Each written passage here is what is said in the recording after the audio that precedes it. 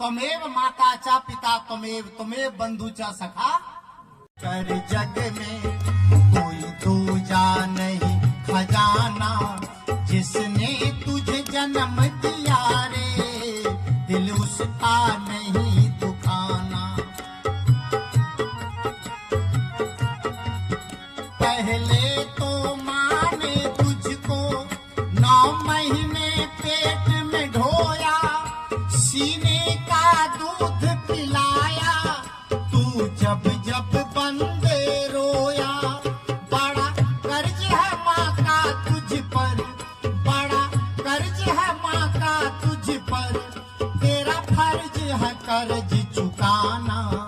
जिसने तुझे जन्म दिया रे दिल उसका नहीं दुखाना, जिसने तुझे जन्म दिया रे दिल उसका नहीं दुखाना। भजन और पंक्तियों का है, लेकिन मुझे तो याद आ जाता तो मैं सुना देता हूं। और प्रसंग की बात है, ये याद रखिए आप कि माता पिता गृहस्थ जीवन में सास ससुर माता पिता की सेवा सबसे बड़ी देवी देवताओं की सेवा है। अगर माता पिता आपसे प्रसन्न हैं तो समझ लीजिए आपकी गृहस्थी आनंदित है। लोगों ने तो परिवार से माता पिता को ही गायब कर दिया। एक माँ बाप 5-5 बच्चे को पाल लेते, 8-8 बच्चे को पाल लेते, लेकिन 8 मिलकर के एक माँ बाप को, कितनी दुख की बात होती है। यही तो सदगुरु कबीर साहब का संदेश है कि सगुण की सेवा करने के लिए आपको दूर जाने की जरूरत नहीं है। सगुण भगवान तो आपके घर में विराजमान है। ये सगुण भगवान है। 8-8 बच्चे माँ बाप पाल लेते हैं, और बच्चे जब छोटे छोटे रहते हैं तो आपस में झगड़ते हैं, माँ मेरी है, माँ मेरी है, माँ मेरी है। बच्चे झगड़ते हैं, माँ मोर है, माँ मोर है, इसे छत्तीसगढ़ी भाषा में माँ मोर है। और वही माँ जब बूढ़ी हो गई तो माँ तोर है। माँ की जिंदगी कैसी हो जाती है, माँ बाप कैसे होते हैं। अरे पिता का भी कम योगदान नहीं है, माँ बाप। माँ तो 9 महीने पेट में रखती है और बाहर आता है बच्चा तो माँ सोचती है बच्चा क्या खाएगा, माँ ये सोचती है, और बाप ये सोचता है बच्चा जीवन भर कैसे खाएगा। सरगुण की करो सेवा, क्या कहते हैं, सरगुण की करो सेवा। सरगुण सेवा का विषय है, निर्गुण ज्ञान का विषय है, और ध्यान इन दोनों से अलग विषय है। सरगुण की करो सेवा और निर्गुण का करो ज्ञान, और सरगुण निर्गुण से परे तहां हमारा ध्यान।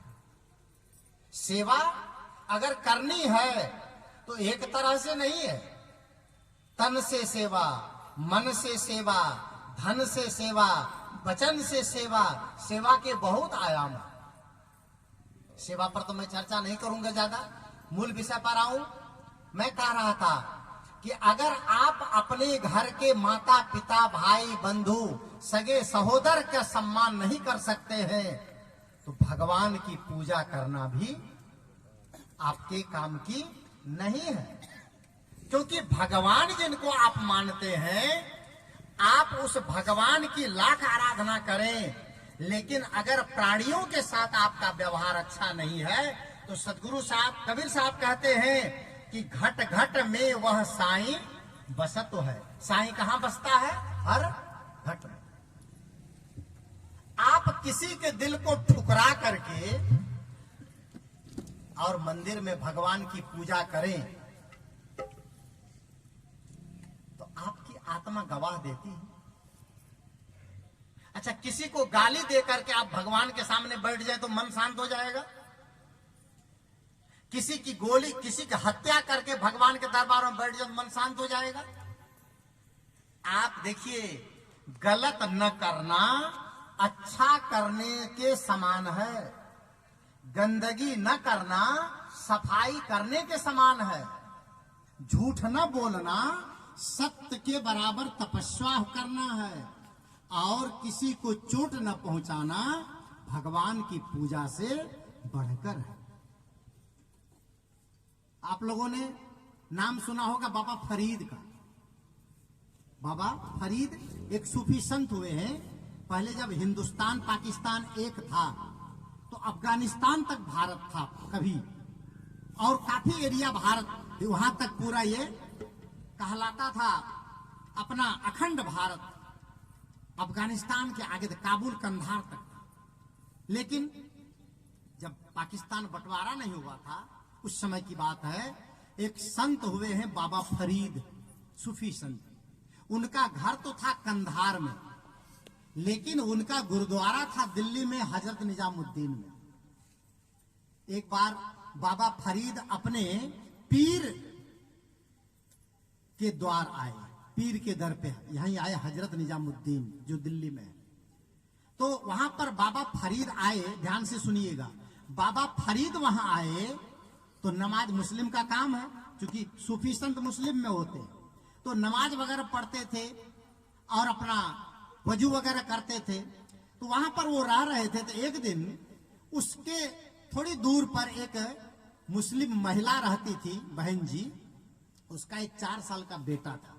उसने सोचा कि बाबा फरीद यहीं आए हैं अफगानिस्तान से, और मेरा बेटा का जन्मदिन है, चलती हूं मैं बाबा फरीद से खुद भी आशीर्वाद लूंगी और अपने बेटे को भी आशीर्वाद दिलाऊंगी। तो वो पता लगाती है कि बाबा फरीद कितने बजे फ्री रहते हैं। तो पता लगाई कि सुबह 8 बजे वो मिल सकते हैं। फिर वो पता लगाती हो, बहन जी गरीब थी, घर में झाड़ू पोछा करती थी, बहुत गरीब परिवार से थी। उसने पता लगाया कि बाबा फरीद को खाने में क्या पसंद है। जैसे कुछ लोग होते हैं ना, भाई किसी संत के पास जाते हैं, उसकी पसंद की चीज बना के लेके जाते हैं। उसने पता लगाया कि बाबा फरीद को क्या पसंद है। तो पता लगा के उसने पता किया, उसको जिलेबी बहुत पसंद है। जिलेबी समझते हैं किसको कहते हैं? जिलेबी वो जो बनता है ना ऐसे ऐसे मैदा का, वो जो चाशनी में डुबोई जाती है। तो उसको पता चला कि उसको जलेबी बहुत पसंद है बाबा फरीद को। तो वो बहन जी के पास उस समय 5 रुपये थे। कितने रुपये? 5 रुपये। उन्होंने क्या किया, 3 रुपये की जलेबी खरीद लिया और 2 रुपया बच्चे के हाथ में 2 रुपये दे दिया। कहा बेटा बाबा के पास चलना, ये 2 रुपये उनको दे देना, और 3 रुपये की जलेबी ले लिए। वो जलेबी लेके चली बड़ी खुशी से कि मेरे बेटे की तरफ से आज तोहफा दिया जाएगा, उपहार दिया जाएगा, और आज मेरे बेटे का जन्मदिन है। लेके गई, बाबा फरीद बैठे थे, उसके सामने जलेबी रख दिया और प्रणाम करी, सजदा करी, और बच्चे का परिचय कराया कि बाबा ये मेरा बेटा है और आज इसका जन्मदिन है, और मैं आपके पास लाई हूं इनको दुआ देने के लिए। और साथ ही साथ कहती है कि बाबा मैंने सुना है कि आपको जलेबी बहुत पसंद है। बाबा फरीद कहते बेटी तुमने सही सुना है, मैं जलेबी बहुत प्यार से खाता हूं, मुझे बेहद पसंद है जलेबी। तो कहा बाबा आपके लिए मैं स्पेशल लेके आई हूं, आप जरा इसको खाइए ना। तो वो कहते हैं बेटी मैं जलेबी खाता तो हूं, मुझे पसंद भी बहुत है, लेकिन मैं खा नहीं सकता हूं। क्या कहते हैं वो? मैं खा नहीं सकता हूं। वो बहन जी पूछती हैं बाबा क्यों? तो कहा मेरा रोजा चल रहा है, मेरा रोजा चल रहा है। जैसे हिंदुओं में नवरात्र होता है ना 9 दिन का, वैसे उन लोगों का रोजा होता है। जैसे नवरात्र में कितने लोग होते हैं जो कहते हैं कि हम नमक नहीं खाते, अन्न नहीं खाते, वैसे वो उसने कहा मेरा रोजा चल रहा है, मैं मिठाई नहीं खा सकता हूं, जलेबी नहीं खा सकता हूं, मेरा रोजा चल रहा है। जैसे बाबा फरीद ने कहा मेरा रोजा चल रहा है, मैं मिठाई नहीं खा सकता हूं, वो गरीब बहन मेहनत मजदूरी करके 5 रुपये इकट्ठा करके लाई थी जलेबी, वो तो रोने लग गई। उनके आंखों में आंसू आ गए ये सोचकर, इतनी श्रद्धा से मैं मिठाई लेके आई और इनको पसंद भी है, लेकिन मेरा लाना आज बेकार हो गया, क्या करूं मैं? वो मिठाई को, जलेबी को पैकेट उठाती है और वो रोती है, और उसको रोते हुए देखकर उसका बेटा भी रोने लगता है, और माँ बेटे को रोते हुए देखकर फरीद बाबा के आंखों में भी आंसू आ जाते हैं। वो मिठाई उठाती है और चल देती है। उसने सोचा इनके काम की नहीं है, क्योंकि खाएंगे नहीं तो क्या करेंगे, वापस उसको चल के कहीं बांट बूट देंगे। मिठाई उठाती है, वापस चलने लगती है।